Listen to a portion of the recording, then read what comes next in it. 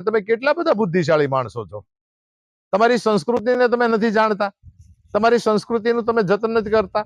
કાલ વંઠેલ પ્રજા થાય એનું તમે કરશો શું? આજ તમે તમારા બાપનું કારજ નથી કરતા, પાણી ઢોળ નથી કરતા, તો કાલ તમારા છોકરાએ તમારું નહીં કરે. અને તમે જોઈ લેજો, નહીં કરે એનોય વાંધો નથી, પણ પાંડવ કુળની અંદર દુર્યોધન અને ધૃતરાષ્ટ્ર, દુર્યોધનને પિંડદાન આપવા વાળું કોઈ એની પાછળ વધ્યું નહોતું.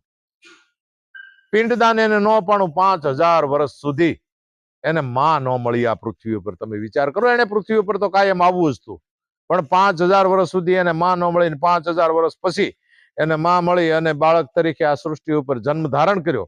અને જન્મ ધારણ કર્યો ત્યારે હિટલર બનીને આવ્યો. 4.5 વર્ષ સુધી કારણ વગરનું યુદ્ધ કરી અને કરોડો જીવનો નાશ કર્યો. આવી એક ઉર્જા જે છે ને, એ વિનાશક ઉર્જા છે. એટલા માટે એને માં ન મળી. અને મને તમને માં મળે ને, આપણે પ્રેતાત્મા બનીને ક્યારેય ન ભટકવું પડે. એટલા માટે આ પિંડદાન કરવાનું હોય. એ 39 પિંડદાન આપ્યા પછી એક રાળની કાંકરી લઈ અને એ ધૂપની અંદર નાખવામાં આવે. આ રાળ છે એ આ એક જ જગ્યાએ ઉપયોગી છે. આ માટીનો ભાગ છે, એ બીજી કોઈ જગ્યાએ ઉપયોગ નથી. અને એ રાળનો ધૂપ દઈ અને પ્રેત મંત્ર બોલી અને પ્રેતમાંથી એને પિતૃમાં લાવવામાં આવે. બીજે દિવસે 12મું હોય ત્યારે પાણી ઢોળ કરવાનું હોય, ગાયને પૂછડે પાણી રેડવાનું હોય, ત્યારે એક પિંડ પાછો બનાવવામાં આવે.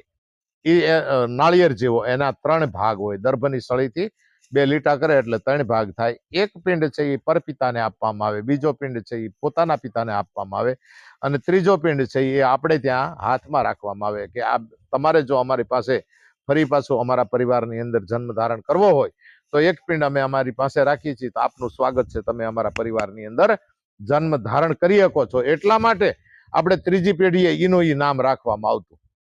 આપો નામ હોય તો એ ત્રીજી પેઢીએ આપો જ નામ રાખવામાં આવે.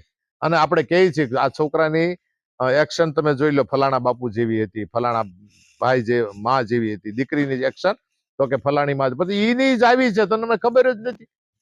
આ પુનર્જન્મ અહીંયા થાય જ છે, પણ આપણી પાસે એનું જ્ઞાન નથી. મોટી વાત એ છે. ત્યારે યોગ દ્વારા વીતેલા જન્મની અંદર આપણે પ્રવેશ કરી શકીએ છીએ. આવી સરસ મજાની અષ્ટાંગ યોગની આપણી વ્યવસ્થા છે. સનાતન ધર્મ આને કહેવાય. આ બધું જોઈ અને માણસે જો સંતો પાસે જઈ અને શીખે તો એનો આનંદ આવે અને એનો અનુભવ પણ થાય. એટલા માટે ધર્મ હોય. ધર્મ કોઈ બિઝનેસ નથી, એ એક સમર્પણ છે. અને હર કોઈ વ્યક્તિ, સંતો છે, યોગી પુરુષો છે, દેવ પુરુષો છે, આ બધા સમર્પણ કરવા માટે આ પૃથ્વી ઉપર આવે. આવું સરસ મજાનું જીવન મને તમને બધું મળ્યું, એને જાણજો, માણજો અને એનો અનુભવ કરજો. અસ્તુ. ધન્યવાદ.